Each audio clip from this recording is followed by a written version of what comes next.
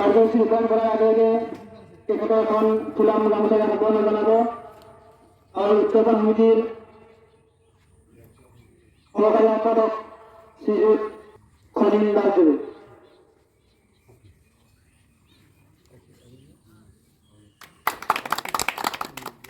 উত্তৰক ডাঙৰীয়াক তেখেতক কাৰ্যসূচী ৰূপায়ণ কৰাৰ কাৰণে অনুৰোধ জনাইছোঁ আৰু তেখেতক সহায় কৰিব আমাৰ উদযাপন সমিতিৰ সক্ৰিয় সদস্য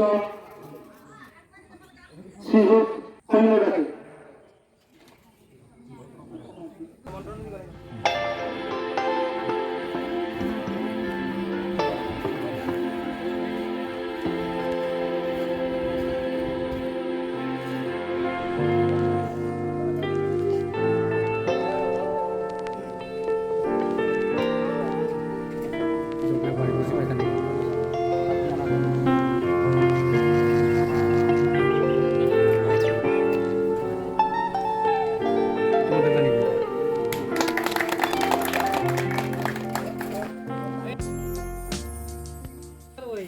উদ্যোক্তাসকল ওচৰত থকা পৰম শ্ৰদ্ধাৰ ৰাইজ আৰু উপস্থিত জ্যেষ্ঠসকল পোনপ্ৰথমে মই সকলোকে ৰঙালী বিহুৰ শুভেচ্ছা তথা অভিনন্দন জনাইছোঁ। আমাৰ যোৱাকালি বিহুখন যেনেকৈ চলিল তাতকৈ যাতে এইবাৰ আৰু ভালদৰে চলাব পাৰোঁ তাৰে মই কামনা কৰিছোঁ আৰু লগতে আমাৰ যুৱ কল্যাণ সমিতি কিছুমান আমাৰ বিহুখন চলাই নিয়াত কিছুমান অপৰাধ হ'বও পাৰে আমাৰ সন্মানীয় ৰাইজে যাতে তাক আঙুলিয়াই দিয়ে আৰু কোনো ধৰণৰ অশান্তি নোহোৱাকৈ যাতে আমি বিহুখন চলাই দিব পাৰোঁ তাৰ কামনা কৰি মোৰ বক্তব্য ইয়াতে সমাপ্ত কৰিছোঁ। ধন্যবাদ জনাইছোঁ।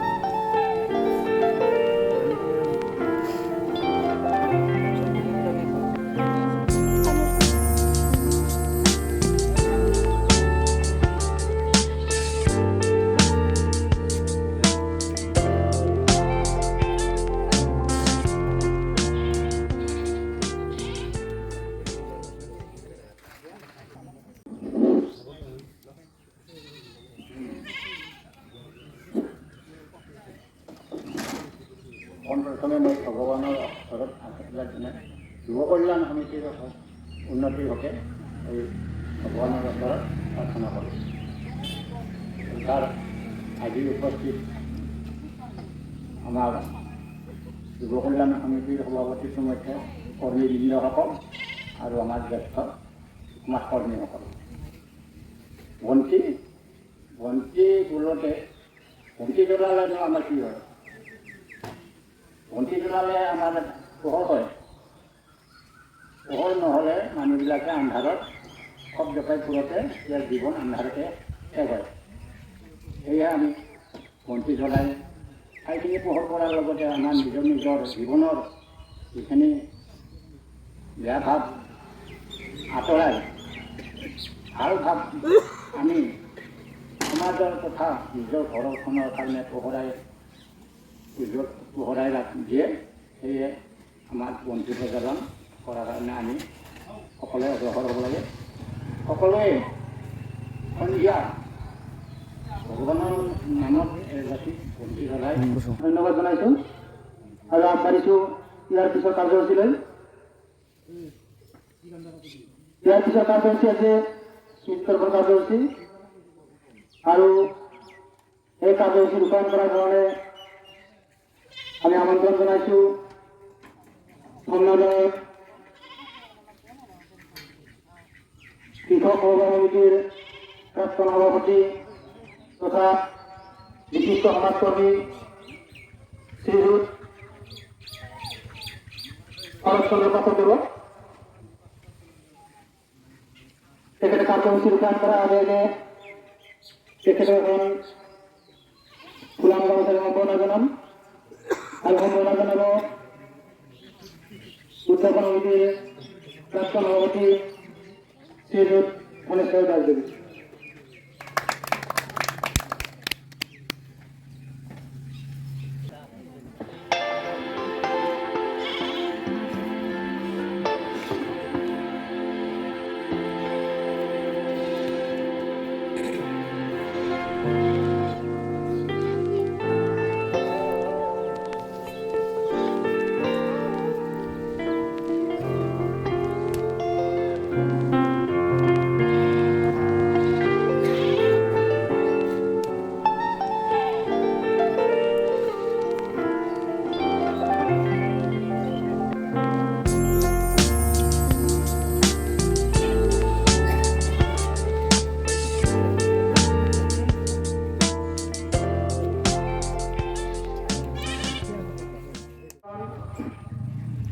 সমনা গৃহনীতিৰ সভাপতি সম্পাদক তথা ইয়াত উপস্থিত থকা আমাৰ সমনা গাঁৱৰ মান্যবৰসকল প্ৰমুখ বিহু কমিটিৰ বিহু পৰিচালকসকল হয়তো ইয়াত মই নৌকাৰী স্মৃতিকৰণৰ বিষয়ে দুআষাৰ ক'বলৈ আগবাঢ়িছে ইয়াত মোৰ ভুলভ্ৰান্তি হ'ব পাৰে তাৰ কাৰণে হাতে হাতে প্ৰাৰ্থনা জনাইছোঁ।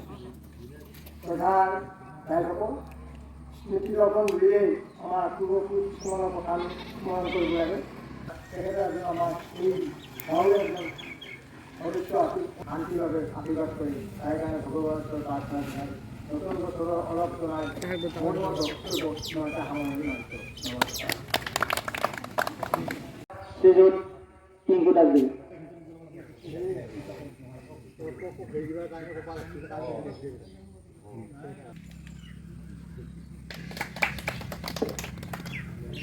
এইবাৰ আমি সম্বৰ্ধনা জনাম শ্ৰীযুত শিৱেন দাসদেৱক।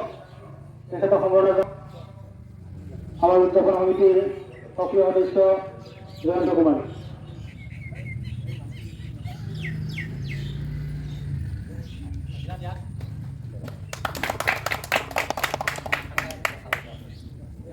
শ্ৰীযুত কমল দাসদেৱক আৰু তেখেতক সম্বৰ্ধনা জনাব আমাৰ উদযাপন সমিতিৰ সক্ৰিয় সদস্য পাপু পাঠক। আৰু এইবাৰ সম্বৰ্ধনা বিচাৰিছোঁ আমাৰ গাঁৱৰে সমাজকৰ্মী সক্ৰিয় সদস্য দাসদেৱক। তেখেতক সম্বৰ্ধনা জনাব পুৰোহিত দাসদেৱে।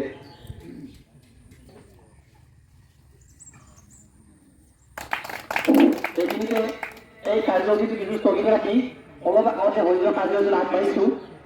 হয়তো আমাৰ অত্যাতে ঘূৰিব তেওঁলোকৰ এই যে অলপ আগতে স্মৃতিকৰণ কাৰ্যসূচী হৈ গ'ল। স্মৃতিকৰ্ষকৰ কামখিনি শেষ হোৱাৰ লগে লগে সেই কাৰ্যসূচী সমাপন নহয়। পুষ্পাঞ্জলিৰ কাৰণে আহ্বান জনাইছোঁ।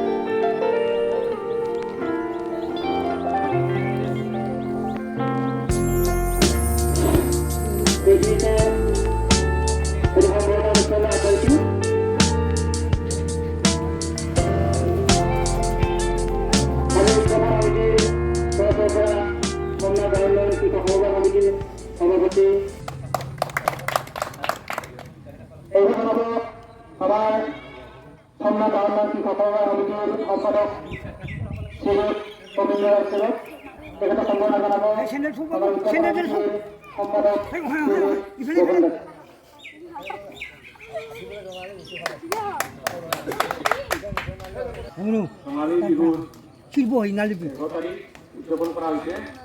এই উদযাপনত আমাৰ জাতীয় পতাকাখন আৰু এই দুইটাখন আৰু গামোচাখন আৰু দিয়া হৈছে।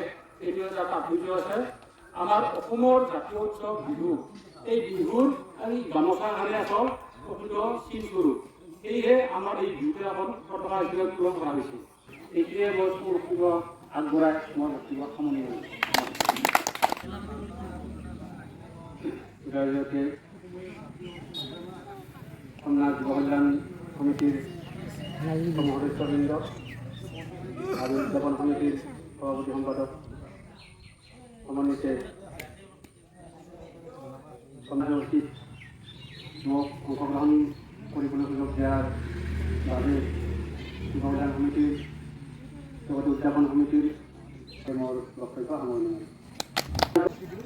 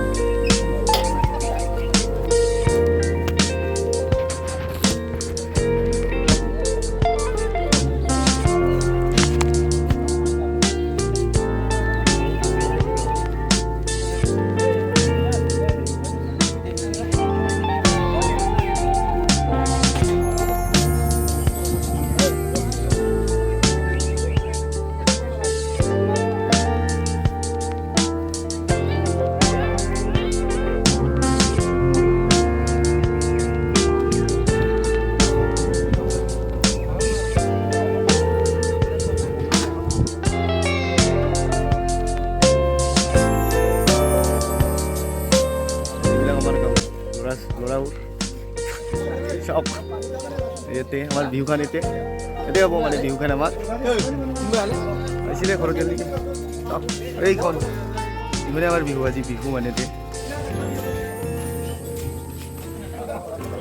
এইবিলাক আমাৰ মানুহ চব কাৰ্যসূচী চাওক এইখন আমাৰ আজি বিহু কাৰ্যসূচী বিহুখন